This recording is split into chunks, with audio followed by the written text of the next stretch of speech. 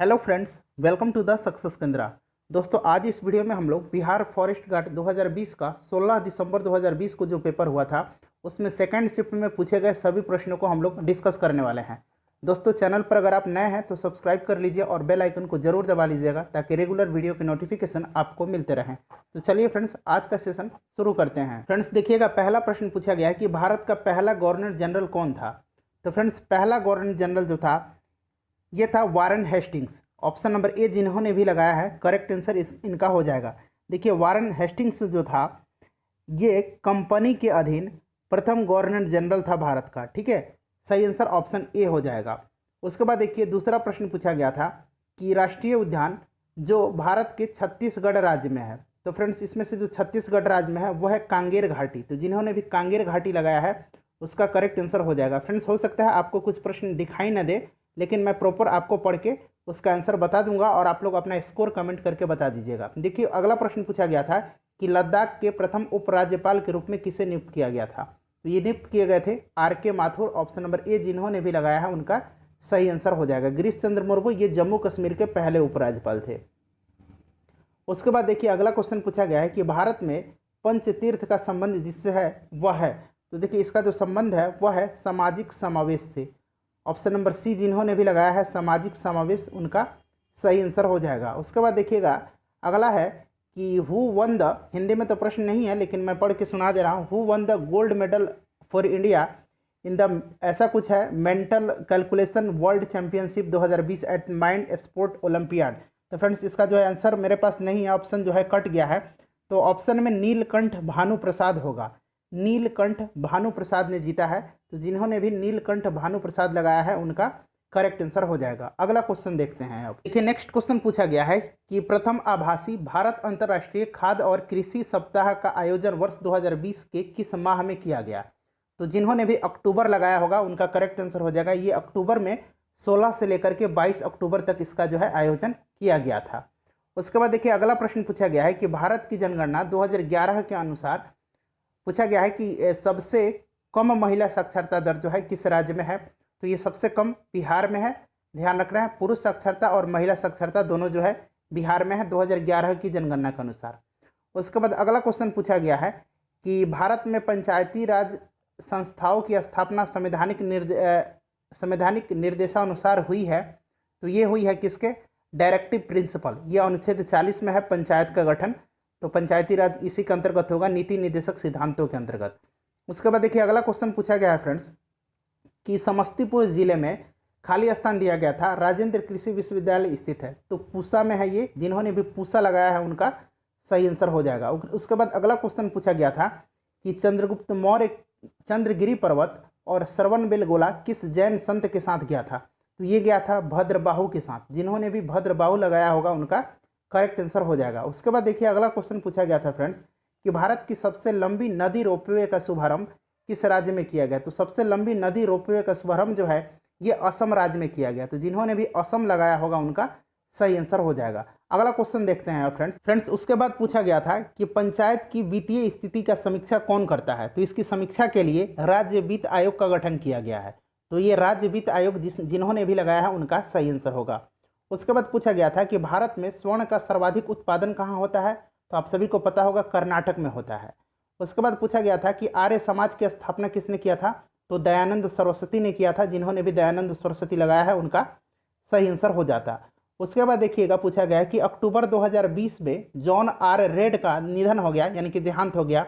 वे एक प्रसिद्ध, तो ये न्यूजीलैंड के प्रसिद्ध क्रिकेट खिलाड़ी थे। तो जिन्होंने भी क्रिकेट खिलाड़ी लगाया है जॉन आर रेड पर, उनका आंसर सही आंसर हो जाएगा। उसके बाद फ्रेंड्स दिया गया था कि भारत की संसद में निम्नलिखित शामिल हैं। तो आप सभी को मैं कई बार बताया हूँ कि भारत के संसद में लोकसभा, राज्यसभा और राष्ट्रपति हैं। तो जिन्होंने भी ऑप्शन सी लोकसभा, राज्यसभा और राष्ट्रपति लगाया है उनका आंसर करेक्ट होगा। फ्रेंड्स देखिए, अलग अलग पेपर का कोड अलग अलग होता है। हो सकता है कि आपके पेपर में जो प्रश्न 20 नंबर में था, किसी के क्वेश्चन पेपर में वो 50 नंबर में हो। तो आप लोग घबराइए नहीं, क्वेश्चन सेम रहता है। आप लोग, मैं बोल रहा हूँ, आप लोग सुनिए और याद कीजिए कि आपने क्या लगाया है। उसके बाद देखिए, इसका इंग्लिश तो हिंदी तो कट गया है, लेकिन मैं पढ़ के सुना देता हूँ कि दिल्ली के लाल किले में मोती मस्जिद का निर्माण किसने करवाया था। तो दिल्ली के लाल किले में मोती मस्जिद का निर्माण जो है औरंगजेब ने करवाया था। तो जिन्होंने भी औरंगजेब लगाया है उनका करेक्ट आंसर हो जाएगा। अगला प्रश्न देखिएगा। उसके बाद देखिए पूछा गया था कि निम्नलिखित स्थानों में से कौन सा स्थान सूफी सर्किट का एक भाग है तथा पटना जिले में स्थित है। तो फ्रेंड्स जिन्होंने भी खानकाह मुजिबिया लगाया है उनका सही आंसर होगा, खानकाह मुजिबिया सही आंसर हो जाएगा इस प्रश्न का। उसके बाद अगला क्वेश्चन देखिएगा कि बेटी बचाओ बेटी पढ़ाओ योजना की शुरुआत कब हुई थी। तो फ्रेंड्स इसकी शुरुआत प्रधानमंत्री नरेंद्र मोदी के द्वारा जनवरी 2015 में की गई थी। तो सही आंसर इसका ऑप्शन नंबर ए हो जाता, जनवरी 2015। ठीक है, चलिए अगला क्वेश्चन देखिएगा कि unique identification authority of India UIDAI scheme जो है कब लॉन्च किया गया था। फ्रेंड्स इसका जो है हिंदी में आंसर क्वेश्चन नहीं है। तो UDI आप सभी समझते हैं जो आधार कार्ड से संबंधित है। तो ये लॉन्च कब किया गया था। तो ये लॉन्च किया गया था, ध्यान रखिएगा आप लोग, 2009 में। अगर डेट पूछे तो ये 28 जनवरी 2009 को लॉन्च किया गया था। अगर सिर्फ साल पूछ रहा है तो 2009 हो जाएगा और 28 जनवरी को। उसके बाद देखिएगा फ्रेंड्स 22 नंबर में यहाँ पे दिख रहा होगा आपको कि 2020 F1 यानी कि फार्मूला 1 स्टायरिन ग्रांड प्रिक्स खेल किसने जीता है। तो ये रेस जो जीता है स्टायरिन ग्रांड प्रिक्स ये लुइस हैमिल्टन ने जीता है। तो जिन्होंने भी लुइस हैमिल्टन लगाया होगा उनका आंसर जो है करेक्ट होगा। उसके बाद देखिएगा पूछा गया है यहाँ पे कि सबसे अधिक जनसंख्या एवं भारी जैव विविधता जो है, प्रश्न जो है कट गया है, ये कहाँ पाया जाता है, ये आपसे पूछा गया है। ठीक है फ्रेंड्स, तो ये सबसे ज़्यादा जो पाया जाता है उष्णकटिबंधीय घास के मैदान में पाया जाता है। उसके बाद अगला देखिएगा, नेक्स्ट वाला जो क्वेश्चन है मुझे स्पष्ट नहीं दिखाई दे रहा है, मैं पढ़ भी नहीं पा रहा हूँ इसको, तो इसको मैं छोड़ देता हूँ। उसके बाद देखिए पूछा गया था कि लैंगिक समता सूचकांक क्या दर्शाता है। तो फ्रेंड्स ये जो दर्शाता है, ये सभी जो ऑप्शन है जिन्होंने लगाया होगा ये सभी जो दिया गया था ये करेक्ट आंसर इसका हो जाता है। ठीक है, स्वास्थ्य सुविधाओं की प्राप्ति, बालिकाओं के साथ भेदभाव, रोजगार के अवसरों की प्राप्ति में बालिकाओं के साथ भेदभाव और शैक्षिक अवसरों की प्राप्ति में बालिकाओं के भेदभाव, तो ये सभी दर्शाता है। उसके बाद देखिएगा नेक्स्ट क्वेश्चन पूछा गया था, देखिए जीमैक्स एक्सरसाइज पूछा गया था। तो जीमैक्स एक्सरसाइज जो है JIMEX 2020 ये भारत और जापान के बीच का एक्सरसाइज है। तो जिन्होंने भी जापान लगाया होगा उनका सही आंसर हो जाएगा। उसके बाद देखिए क्या पूछा गया था कि निम्नलिखित में से किसने जो है रॉलेट एक्ट को काला कानून कहा था, शायद यही पूछा गया था। तो महात्मा गांधी सही आंसर इसका हो जाता। उसके बाद पूछा गया था कि निम्नलिखित में से कौन सी झील क्षुद्र ग्रह के टक्कर से बनी हुई है। तो ये बनी हुई है लोनार झील जो कि महाराष्ट्र में है, ये बनी हुई है क्षुद्र ग्रह टक्कर के कारण बनी हुई है। उसके बाद पूछा गया है कि दक्षिण अफ्रीका से वापस लौटने पर महात्मा गांधी के द्वारा प्रारंभ किया गया प्रथम सफल सत्याग्रह कौन सा था। तो फ्रेंड्स ये जो सत्याग्रह था चंपारण सत्याग्रह था। तो जिन्होंने भी चंपारण सत्याग्रह लगाया है उनका सही आंसर हो जाएगा। चलिए अगला क्वेश्चन देखते हैं फ्रेंड्स। अब देखिएगा यहाँ से मैथ के क्वेश्चन है। मैथ का ये जो DI का क्वेश्चन है ये तो स्पष्ट मुझे नहीं दिख पा रहा है, तो इसका सॉल्यूशन मैं नहीं कर पाऊंगा। यहाँ आपको बता देता हूँ 36 नंबर में पूछा गया है कि 25% ऑफ ए नंबर इज 225, तो देन नंबर इज, तो ये नंबर कितना हो जाएगा, ये मेरे ख्याल से 900 हो जाएगा। एक बार आप लोग भी सॉल्व कर लीजिएगा। उसके बाद एक सीरीज पूछा गया है कि 5, 9, 17, तो इसका आंसर आप लोग निकालिएगा। देखिए ये क्या हुआ है, 5, 4, 9 और 4 का 4 चौका 16, यहाँ देखिए 5, 4, 9 और 9, 8, 17, तो 4 का डबल हो गया 8, तो 17 जुड़ गया है, 8 का डबल हो गया है 16, तो 33 हो गया। 33 का डबल हो जाएगा कितना, माफ़ कीजिएगा 16 का डबल हो जाएगा 32, तो ये 65 हो जाएगा। इसी प्रकार से ये जो डबल हो जाएगा तो फ्रेंड्स इसका जो आंसर आ जाएगा वो हो जाएगा 129। तो 129 129 जिन्होंने भी लगाया है उनका सही आंसर है। उसके बाद देखिएगा श्रृंखला का अगला पद पूछा गया था, तो फ्रेंड्स ये आप लोग सॉल्व कीजिएगा। उसके बाद अगला क्वेश्चन हम लोग देखते हैं। उसके बाद देखिएगा फ्रेंड्स यहाँ पूछा गया था कि ऊर्जा पिरामिड जो होता है वो हमेशा किस अवस्था में होता है। तो ये सीधी अवस्था में होता है। तो जिन्होंने भी सीधी बनाया है उनका सही आंसर हो जाएगा। उसके बाद पूछा गया था कि जैव विविधता दिवस निम्नलिखित में से किस दिन मनाया जाता है। तो ये प्रतिवर्ष जो है कब मनाया जाता है, 22 मई के दिन मनाया जाता है। जिन्होंने भी 22 मई लगाया है उनका सही आंसर होगा। उसके बाद पूछा गया था कि IC का फुल फॉर्म, तो IC का फुल फॉर्म होता है इंटीग्रेटेड सर्किट। तो जिन्होंने भी इंटीग्रेटेड सर्किट लगाया है उनका सही आंसर हो जाएगा।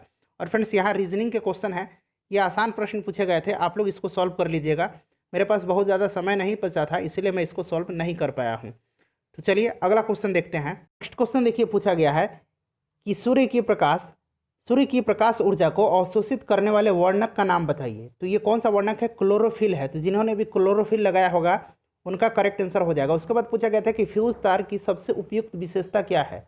तो फ्रेंड्स फ्यूज तार जो होता है ये कम गलनांक का होता है। तो देखिए कम गलनांक तो ऑप्शन में नहीं मिल रहा है, तो इसकी सबसे अच्छी विशेषता होती है कि यह पतला तार से बनाया जाता है। तो पतला एवं छोटा इसका सही आंसर हो जाता है। उसके बाद दिया गया है कि वह युक्ति जो रासायनिक ऊर्जा को विद्युत ऊर्जा में परिवर्तित करती है, तो वो प्राथमिक सेल है। रासायनिक ऊर्जा को विद्युत ऊर्जा में बदलती है। तो जिन्होंने भी प्राथमिक सेल यानी कि प्राइमरी सेल लगाया है उनका करेक्ट आंसर हो जाएगा। उसके बाद देखिएगा फ्रेंड्स, पूछा गया हिंदी में तो अवेलेबल नहीं है प्रश्न, मैं पढ़ के सुना देता हूँ कि भारत के किस राज्य में सबसे अधिक वायु ऊर्जा यानी कि विंड एनर्जी का निर्माण होता है। तो जिन्होंने भी तमिलनाडु लगाया होगा फ्रेंड्स उनका करेक्ट आंसर हो जाता है तमिलनाडु में सबसे ज़्यादा वायु ऊर्जा से निर्माण होता है। उसके बाद देखिए पूछा गया था नेक्स्ट क्वेश्चन में कि निम्नलिखित में से कौन सी खाद्य श्रृंखला सही है। तो ये जो पादप, टिड्डा और पक्षी जो है यह खाद्य श्रृंखला जो सही है। उसके बाद पूछा गया था कि रतौंधी रोग किस विटामिन की कमी से होता है। तो रतौंधी रोग जो होता है ये विटामिन ए की कमी से होता है। विटामिन ए को रेटिनॉल कहा जाता है। फ्रेंड्स ये सारे प्रश्न मैं कई बार बताया हूँ कि इनको रेटिनॉल कहा जाता है। उसके बाद देखिए पूछा गया है कि kilowatt hour is a unit of, kilowatt घंटा किसकी इकाई है। तो आप सभी को पता होगा यह जो इकाई है पावर की, इलेक्ट्रिक पावर की इकाई है। पावर की इकाई जो होती है वाट होती है, ठीक है। तो आप सभी को पता भी होगा। तो जिन्होंने भी इलेक्ट्रिक पावर लगाया है उनका सही आंसर हो जाएगा विद्युत ऊर्जा, विद्युत शक्ति, ठीक है। चलिए अगला क्वेश्चन देखिएगा। उसके बाद देखिए पूछा गया है कि यहाँ पे एस्केप वेलोसिटी यानी कि एस्केप वेलोसिटी का मतलब हिंदी में पलायन वेग होता है।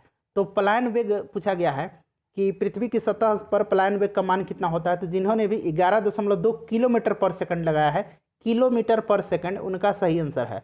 उसके बाद पूछा गया है कि प्रकाश वर्ष किसको मापने की इकाई है। तो आप सभी को पता होगा प्रकाश वर्ष जो है यह दूरी मापने की इकाई है। तो जिन्होंने भी दूरी लगाया है फ्रेंड्स उनका करेक्ट आंसर हो जाएगा। उसके बाद देखिए इंद्रधनुष बनने का कारण दिया गया है। तो यहाँ इंग्लिश में है, हिंदी में कट गया है।